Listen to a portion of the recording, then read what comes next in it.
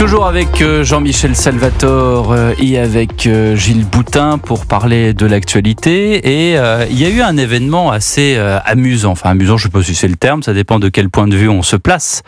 Mais tout à l'heure, Emmanuel Macron a clôturé le sommet de l'intelligence artificielle à Paris, au Grand Palais, avec beaucoup d'entrepreneurs.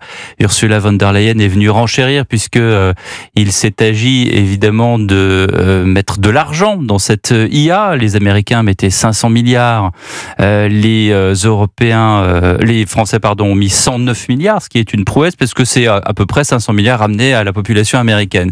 Et puis Madame Ursula von der Leyen a dit voilà, nous l'Europe on va mettre 200 milliards. Donc finalement tout ça prenait une bonne tournure jusqu'à ce que et ça c'est toujours dans la série Rien ne se passe comme prévu, Emmanuel Macron invite le vice-président américain à prendre la parole pour clôturer le sommet. Alors évidemment quand vous êtes invité à dîner quand vous venez dîner chez moi, Jean-Michel, et qu'on sert par exemple la blanquette de veau, vous dites pas, c'est bon la blanquette, mais le cheeseburger américain, c'est quand même ce qu'il y a de meilleur. La blanquette, vous êtes bien gentil, mais nous, les Américains, on a le T-bone steak, c'est quand même 15 fois meilleur que ce que vous me servez là, voilà. Et c'est un peu en substance qu'a dit J.D. Vance devant tout le monde, comme ça, à brûle-pourpoint. Nous avons besoin de régimes réglementaires qui encouragent la création de la technologie plutôt que des régimes qui l'en empêchent. Aux États-Unis, nous sommes à l'avant-garde et ce n'est pas un accident parce que nous favorisons un environnement réglementaire qui permet l'expérimentation. L'administration Trump pense que les applications seront innombrables dans la création d'emplois, la santé, l'expression libre, la sécurité nationale et autres. Non mais il lui aurait fait caca dessus, ça aurait été pareil. Mais non mais c'est normal. Non mais il arrive et il dit vous êtes gentils vous les Français mais venez plutôt aux États-Unis parce que nous on a vraiment beaucoup plus de moyens et beaucoup plus de force que vous. Mais moi je trouve que moi je ne suis pas étonné. Je m'étonne qu'on s'étonne parce que sur le fond, si vous voulez, ils ne sont absolument pas d'accord. Macron fait un sommet de l'IA plutôt réussi avec énormément de monde. Oui. Bon, c'est réussi et assez vite ça a été fait en un temps record. Mais sa religion en matière d'IA, c'est de dire il faut aider, mais il faut de la régulation.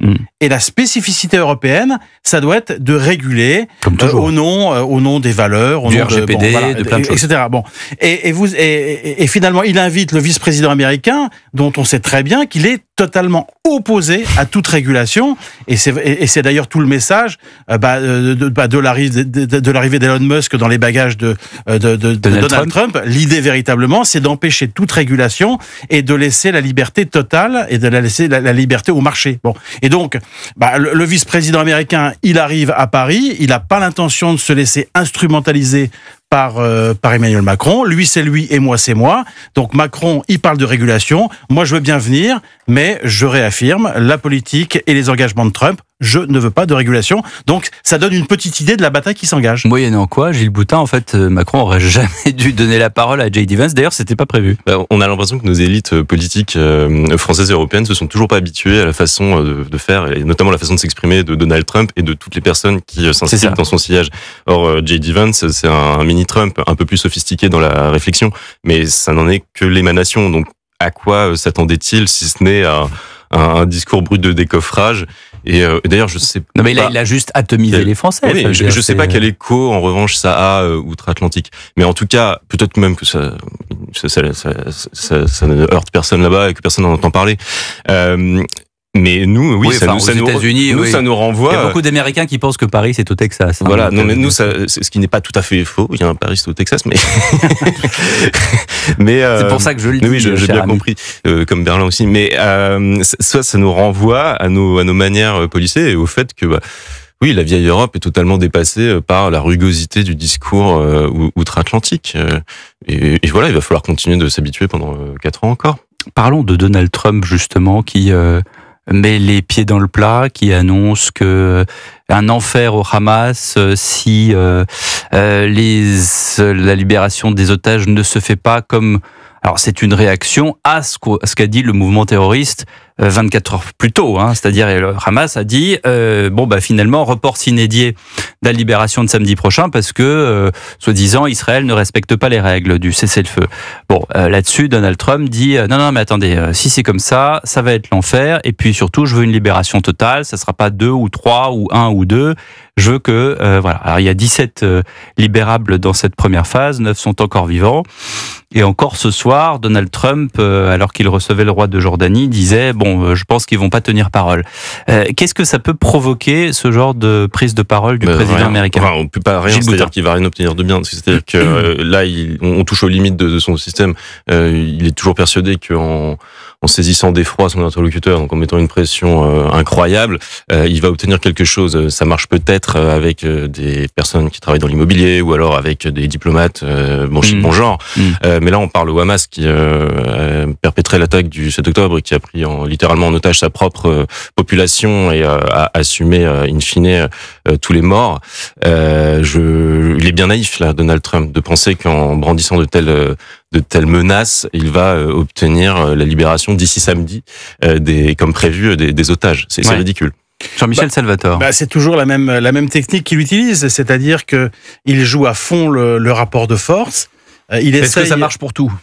C'est-à-dire qu'il n'obtient pas tout ce qu'il veut, mais il en obtient une partie. Donc il essaye de prendre l'ascendant psychologique, il met la barre très très haut, et même si en face de lui on ne lui en donne que la moitié ou un quart, il considère que c'est déjà ça de prix. C'est le deal. C'est le deal, oui, exactement. Alors, il essaye de l'appliquer. Le problème, c'est que là, c'est des vies humaines. Oui, absolument. Et il essaye de l'appliquer à l'Égypte et à la Jordanie pour les convaincre de récupérer chez eux des Palestiniens. Alors déjà, c'est effarant. Bon, il a un discours effarant sans limite, c'est-à-dire qu'il a aucun surmoi du type, moral, qui le retiendrait d'évoquer le déplacement total de toute la population palestinienne. Mais là, en revanche, ça serait intéressant de voir comment réagissent l'Égypte et la Jordanie, qui sont ultra dépendantes des États-Unis, mais qui en même temps ont une aversion totale à l'idée qu'une partie de la population palestinienne rentre chez eux. La Jordanie, parce que ça déstabiliserait trop, ils ont déjà suffisamment de Palestiniens qui sont eux-mêmes générateurs de troubles en interne. L'Égypte, qui elle ne veut pas des frères musulmans auxquels sont liés le Hamas. Donc ça, c'est vraiment le moment où on va voir ce qui va en sortir, et ça va être particulièrement intéressant. Bon, un petit mot de Richard Ferrand. Je vous propose d'écouter Dominique Chagnolot, professeur de droit constitutionnel. Il était ce matin sur Europe 1 et il a donné sa vision du pédigré, en tout cas sur le CV de Richard Ferrand. M. Ferrand, il a fait 2 études de droit, ce qui est déjà pas mal, 2 années, c'est important. Oui.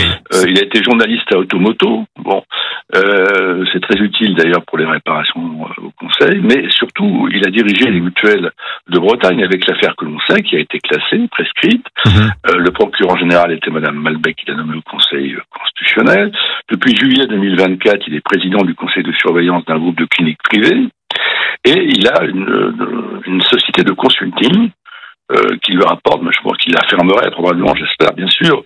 Oui. Donc, il n'a pas le profil, si vous voulez, à aucun point de vue. Donc, c'est vraiment la République des copains, et ça nuit beaucoup à l'autorité du Conseil constitutionnel. Les copains d'abord, Jean-Michel. Oui, alors ça a toujours été le cas pour le Conseil constitutionnel, mais c'est vrai que, en général, on choisissait des copains qui étaient un peu plus capés.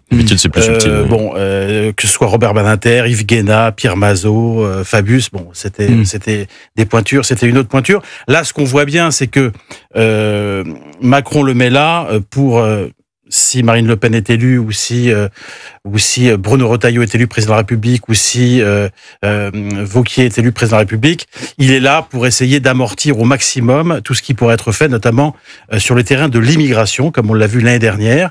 Et je pense que la véritable justification de cette nomination, c'est ça. C'est-à-dire, je quitterai le pouvoir dans 2 ans, mais le macronisme vivra encore pendant 7 ans supplémentaires, et on empêchera la droite ou l'extrême droite d'appliquer le programme qu'elle a l'intention d'appliquer. Ça fait partie du legs à chaque fois. Jacques Chirac avait nommé Jean-Louis Debré pour embêter un peu Nicolas Sarkozy, je pense. Et d'ailleurs, au registre des nominations, pas forcément au Conseil constitue, mais toutes les nominations de prestige ont une fonction, remplissent un rôle. Nicolas Sarkozy avait nommé Dominique Strauss-Kahn au FMI pour l'éloigner. Enfin, tout ça, c'est de la politique. Et effectivement, je pense que ça montre que Emmanuel Macron n'a plus beaucoup de soutien. Il n'a pas eu beaucoup de choix pour nommer le président du Conseil constitutionnel. Et par contre, il y a un truc, c'est que les discours complotistes qui sont diffusés par le PS ou autres pour dire qu'il pourrait arranger une réélection anticipée d'Emmanuel Macron, là, par contre, on frise le ridicule.